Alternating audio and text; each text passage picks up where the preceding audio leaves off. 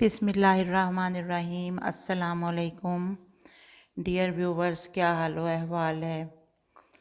तो मुझे जितने भी कमेंट्स आते हैं और बहुत से लोग मुझसे ये पूछते हैं, जिनमें ज़्यादा तादाद लड़के और लड़कियों की होती है कि आंटी कोई ऐसा वजीफ़ा बताएं कि हमारी पसंद की शादी हो जाए।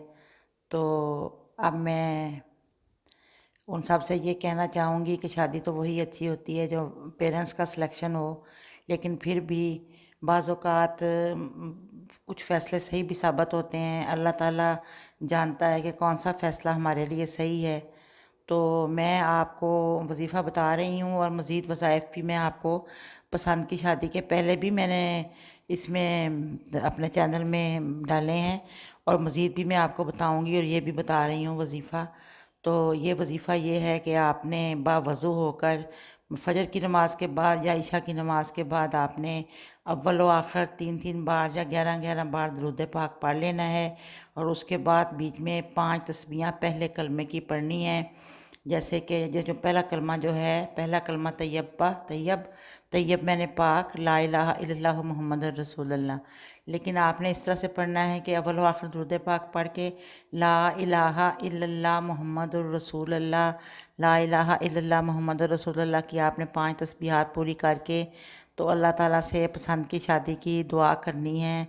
इंशाल्लाह जब तक कि आपका रिश्ता नहीं हो जाता वहाँ पे ये वजीफ़ा आपने जारी रखना है और अल्लाह ताला से ये भी दुआ करें कि जो आपकी शादी जब पसंद की हो जाए तो उस लड़के या लड़की का आपके घर वालों के साथ भी बहुत अच्छा गुजारा हो और बाकी नेमतें भी जो अल्लाह ताला आपको अता फरमाए और उसमें सुख हो, शादी में दुख ना हो।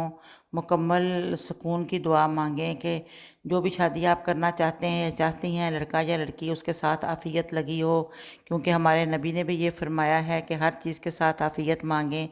अल्लाह ताला शर से महफूज रखे, आफ़ियत अता फरमाए। ये भी आपने साथ दुआ करनी है कि जब पसंद की शादी के लिए दुआ कर रहे हैं साथ ये दुआ मांगें कि वो लड़का या लड़की जिसको अपना शरीक ज़िंदगी बनाना चाहते हैं उसके घर वालों के साथ आपके आपके घर वालों के साथ उनके ताल्लुकात भी ठीक रहें और आपस में भी मियाँ बीवी का सलूक रहे हमेशा। और शादी के बाद अल्लाह ताला सारी नेमतें भी अता फरमाए और आफ़ियत अता फरमाए, घर में भी और घर से बाहर भी। ये दुआ भी साथ ज़रूर कर लें और प्लीज़ दुआओं में मुझे भी याद रखें। और जाने से कबल मैं आपसे यही कहूँगी कि प्लीज़ आप मेरे चैनल को सब्सक्राइब कर दें और मेरी वीडियो अगर अच्छी लगी है तो इसको लाइक करें और जो बेल आइकॉन का जो बटन आपको नज़र आ रहा है प्लीज़ इसको प्रेस कर दें ताकि मेरी आइंदा आने वाली नोटिफिकेशंस और वज़ाइफ आपको मिलते रहें। अल्लाह हाफ़िज़, फिर मुलाकात होगी इंशाल्लाह।